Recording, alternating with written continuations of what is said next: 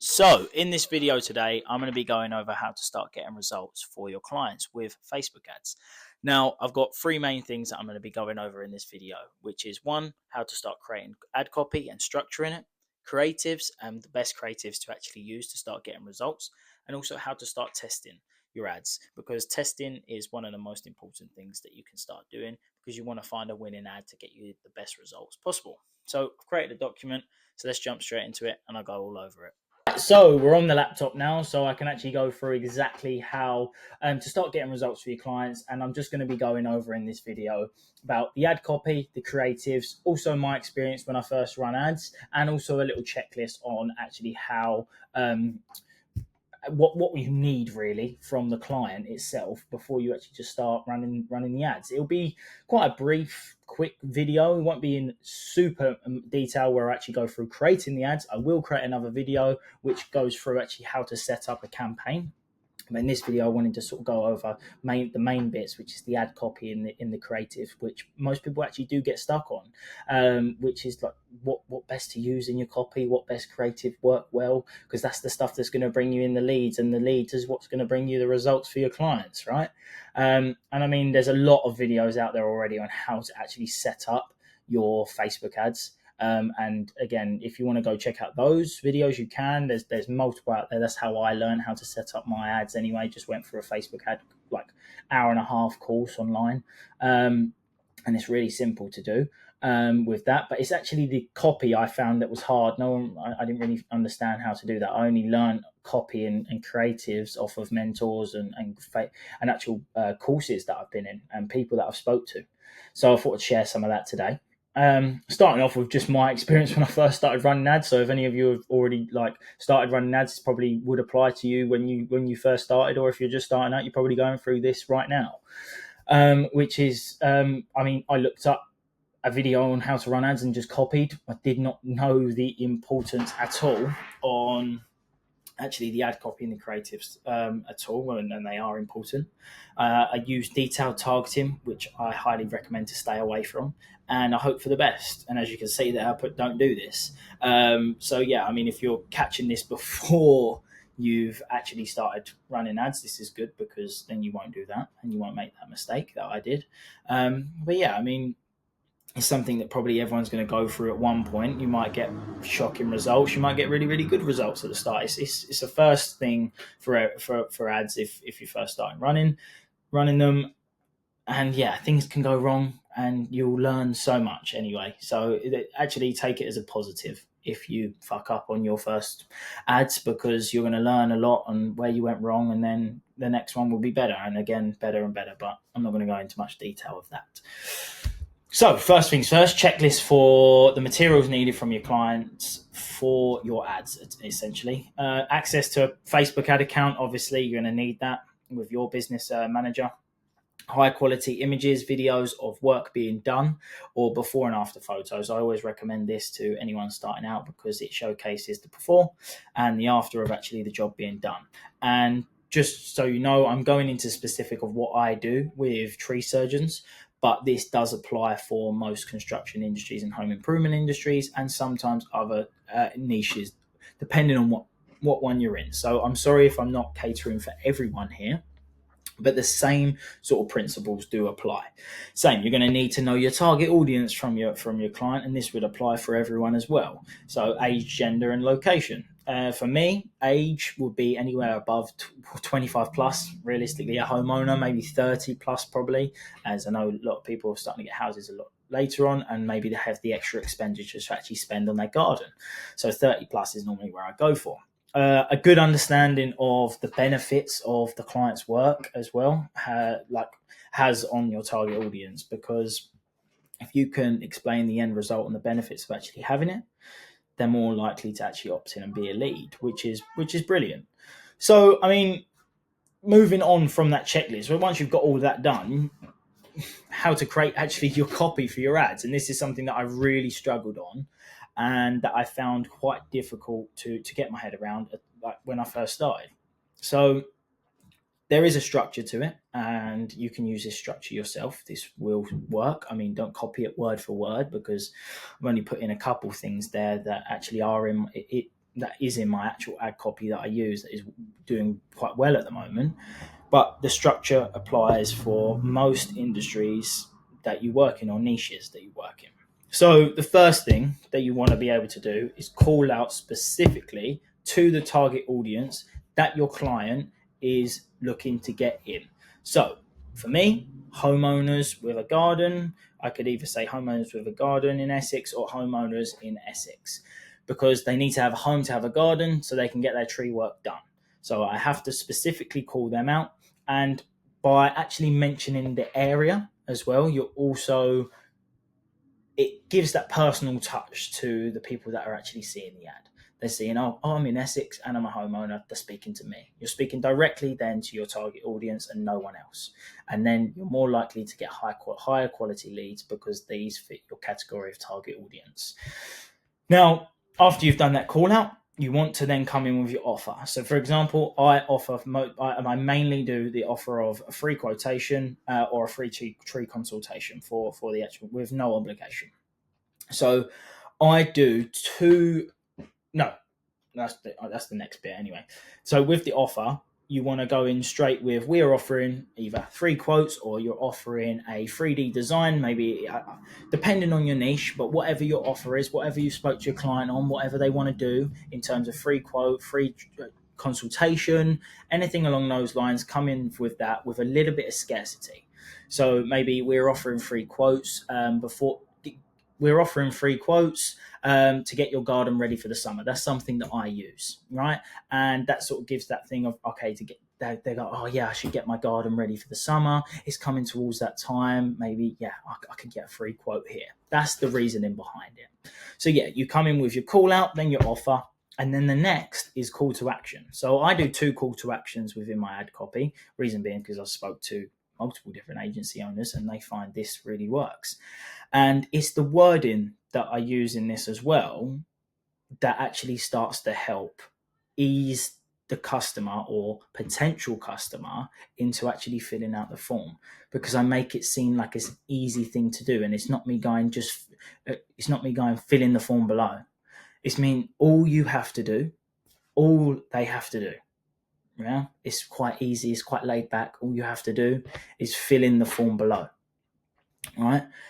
Then I'll come in with the benefits. So, for example, with the benefits, you want to make sure you outline maybe 4 possible benefits of the service that your customer or client is providing that has the effect on the consumer.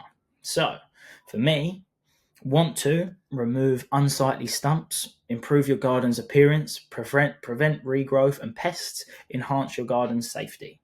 This is obviously for stump removal and mainly for stump removal. And this is the copy I actually do use. And these are the benefits that they actually get from it. So it points out 4 there. It looks nice because I've got the ticks next to it. Again, you don't have to do that, but I would recommend it because, using emojis in your copy can really make a difference because it's more exciting to read and it looks nicer when it comes up on the ad. So once you've got your benefits there, again, that all depends on your niche and what benefits you can find out. You can also ask your client to give you the benefits that they think that are really good and converting for their customers whenever maybe they speak on a quote and they speak to the consumer. They see, okay, we found that when we outline these benefits, we get more of a positive feedback from this. You start using that in your ad copy, you probably will see better results, if that makes sense. So once you've done those benefits and you highlighted obviously out the call out, the offer, call to action, then you've outlined the benefits, then you want to come back and revert to the call to action again because they've just read something else on there. They've just read, okay, what the benefits are, cool, but they might have forgotten all they have to do is fill in that form. So again, you'll come in with the call to action. This one a little bit different. So then all you have to do is click the free quote and fill in the form below. Be quick, spots are filling up fast. So as you can see here, be quick as spots are filling up fast. It's really good to use because it creates scarcity. Yeah. Everyone understands that people's diaries get filled up and sometimes people don't want to really wait 3 weeks, 4 weeks to get maybe their stump removed. So they're going to have to be quick and act on it quick for them to actually get it done. So that brings in a lot of people that are very, very that get that scarcity and they really want to jump in.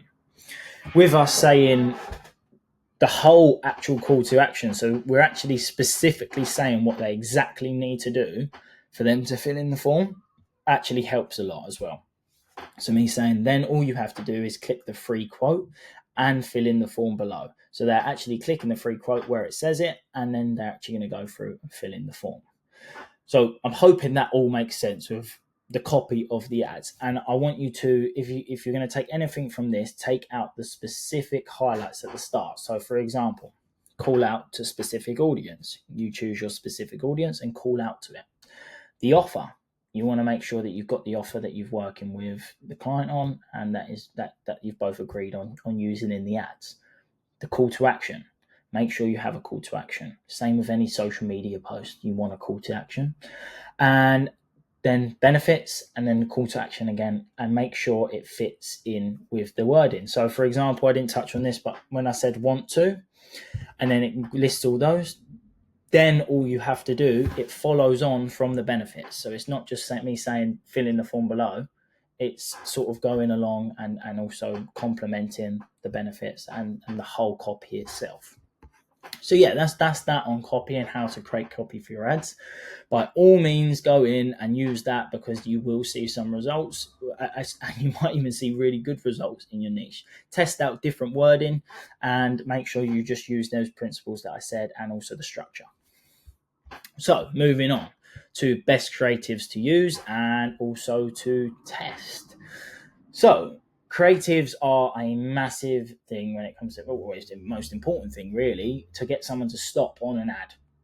And then, I mean, the copy wouldn't be read unless they stopped on your ad. So creatives are going to probably be your best solution to get people to stop and read. Now, there's 3 different types that I've used, and the last one, which I'll cover in a minute, is the one that I would definitely recommend testing in your niche, because it could be the game changer.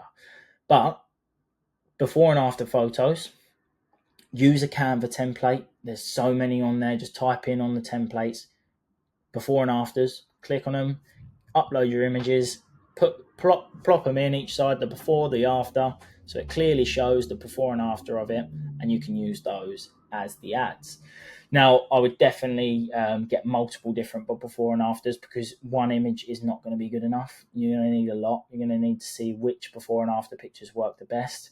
Sometimes really clear ones don't even work the best. Sometimes worse pictures work. Test all different before and after photos as much as possible, because literally any of them can really work, but before and afters do work really well.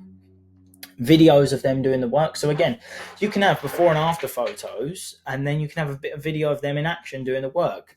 The reason I say to do videos of them doing the work is because it showcases them an example of what they'll be doing for the consumer, so they can sort of see how it's done and whether or not it looks safe.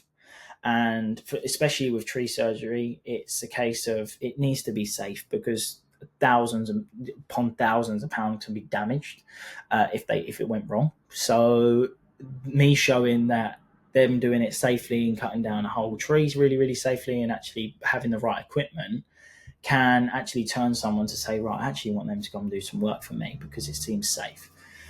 So yeah, I mean, videos are doing work. Every company should have that in there. And I mean, again, next is sort of a video. So you could combine all those videos, but then use a voiceover over it, actually stating the ad copy, or some other sort of structure to this video would be calling out, explaining exactly what services you do and what they can do if they want a free quote. That really has worked in terms of an ad video for me. I've never normally used ad videos. I created one, and I've seen the best results from that. So I would highly recommend testing something along those lines.